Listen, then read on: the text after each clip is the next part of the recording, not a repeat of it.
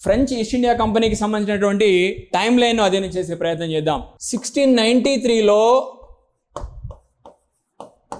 పుదుచ్చేరి అనే ప్రాంతాన్ని, ఫ్రెంచ్ ఆధీనంలో ఉన్న పుదుచ్చేరి అనే ప్రాంతాన్ని ముఖ్యంగా డచ్ వారు, ఫ్రెంచ్ వారి నుండి డచ్ వారు ఆక్రమించుకున్నారు. 1693 సంవత్సరంలో పుదుచ్చేరిని డచ్ వారు ఆక్రమించుకోవడం జరిగింది ఫ్రెంచ్ వారి నుండి. అయితే మళ్ళీ తిరిగి పుదుచ్చేరిని డచ్ వారు ఫ్రెంచ్ వారికి తిరిగి ఇవ్వడం జరిగింది.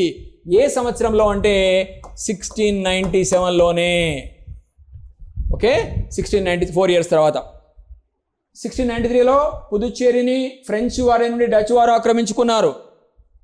ఆ తర్వాత 4 ఇయర్స్ తర్వాత 1697లో ప్రధానంగా ఈ యొక్క పుదుచ్చేరిని డచ్ వారు తిరిగి ఈ పుదుచ్చేరిని ఫ్రెంచ్ వారికి ఇవ్వడం జరిగింది, ఫ్రెంచ్ వారి వర్షం చేయడం జరిగింది.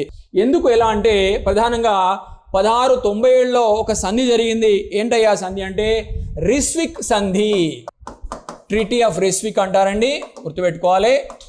రిస్విక్ సంధి జరిగింది 1697లో.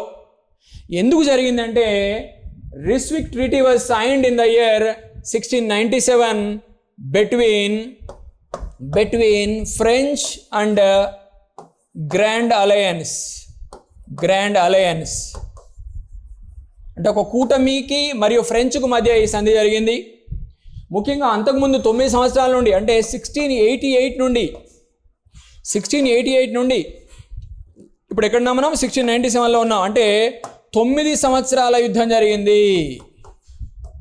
9 సంవత్సరాల యుద్ధం జరిగింది. ఈ 9 సంవత్సరాల యుద్ధానికి ముగింపు ఎండ్ చేసిందే ఈ యొక్క రిస్విక్ సంధి అని మనం చెప్పవచ్చు. రిస్విక్ సంధి ఎవరెవరి మధ్య జరిగింది? ఫ్రెంచ్ మరియు గ్రాండ్ అలయన్స్. గ్రాండ్ అలయన్స్లో ముఖ్య దేశాలు ఏంటంటే ప్రధానంగా Spain, Holy Roman empire, Britain, Scotland, అలాగే డచ్ మొదలైన దేశాలు గమనించాలి. Okay, Spain, Holy Roman empire, పవిత్ర రోమన్ సామ్రాజ్యము, అదేవిధంగా బ్రిటన్, స్కాట్లాండ్, డచ్ మొదలైన దేశాలు ఈ యొక్క గ్రాండ్ అలయన్స్లో ఉన్నాయి. సో ఆ విధంగా ఫ్రెంచ్ మరొక వైపు ఉంది.